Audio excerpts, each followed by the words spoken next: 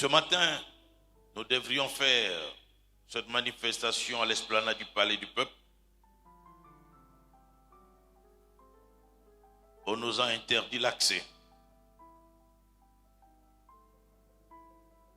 On a arrêté quelques pasteurs. On a arrêté nos effets comme des bandits, comme des mercenaires. Nous exigeons, au nom de tous les fondateurs, des excuses de la part du président de l'Assemblée nationale. Il ne peut pas nous traiter comme des bandits, comme des vulgaires messieurs. Nous sommes des hommes respectables dans cette nation et nous ne méritons pas ce genre de traitement.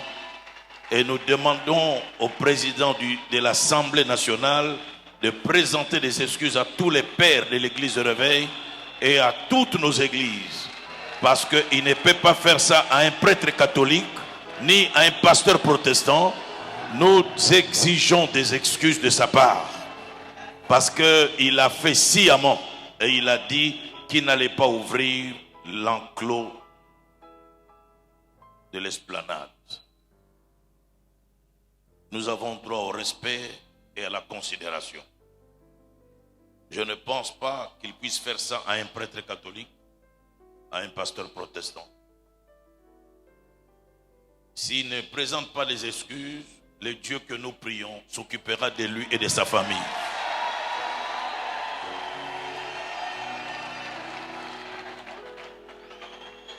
Dieu le prendra en charge. J'engage Dieu. Et c'est Dieu le prendra en charge de sa famille. Pharaon a rencontré le Dieu de Moïse. Hérode a rencontré le Dieu de Jésus. Et je pense que lui aussi, s'il ne présente pas des excuses, il rencontrera les dieux des églises de Réveil.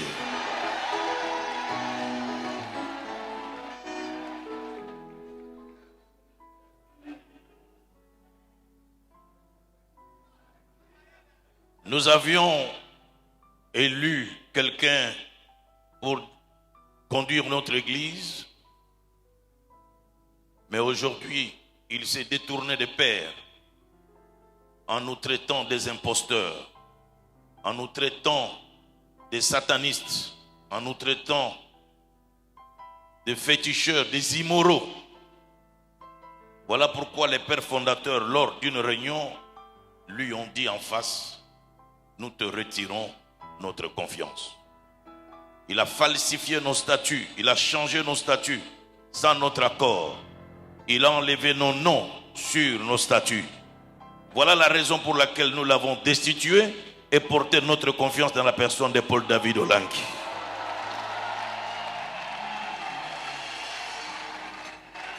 Lui, sur qui nous avions versé l'huile sur sa tête, nous avions prononcé des paroles de grâce sur lui.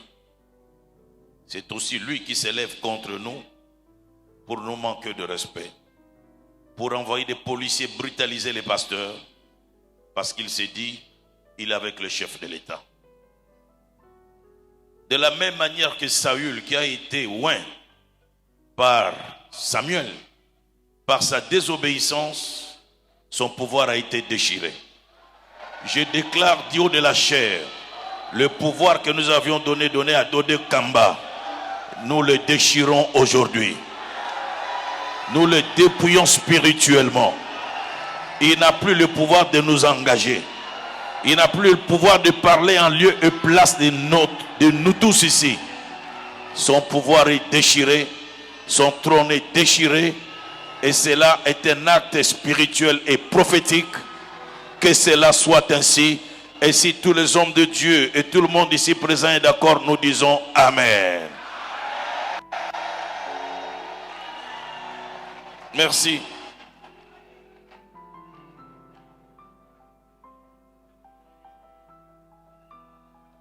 Les gens disent que ce que nous faisons, nous le faisons parce que l'opposition politique est avec nous.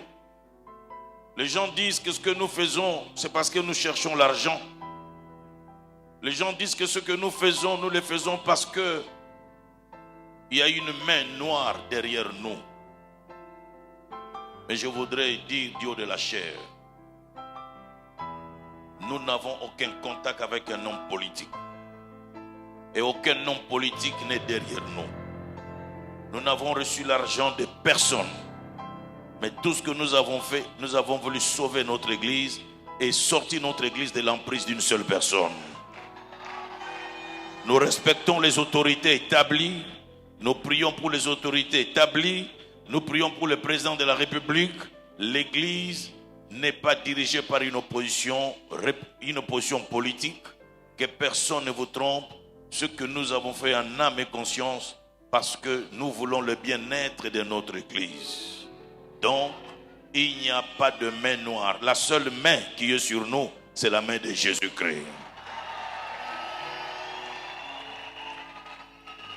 Dieu gouverne les hommes par le roi, le prophète et le sacrificateur. Il est écrit que nul ne s'attribue à la dignité s'il n'est appelé comme le fut Aaron. C'est ainsi que devenir évêque général n'est pas l'œuvre de volonté personnelle. C'est à la fois une obligation d'appel et un témoignage de la vocation.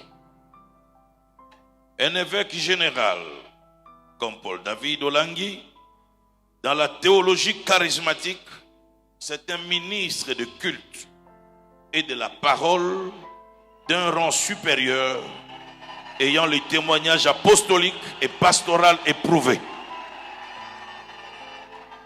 Il est établi par Dieu pour le perfectionnement des saints et l'édification du corps du Christ.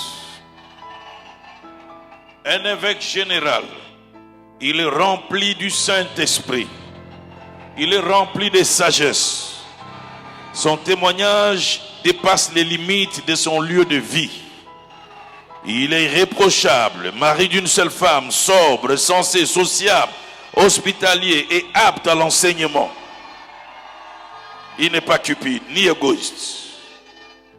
Il ne peut être ni violent, ni adonné au vin, mais conciliant, pacifique, désintéressé et sachant bien diriger sa maison en tenant ses enfants dans la soumission avec une parfaite dignité. Mesdames et messieurs, voici la lecture sur l'institution du pouvoir d'évêque général. Que Dieu vous bénisse.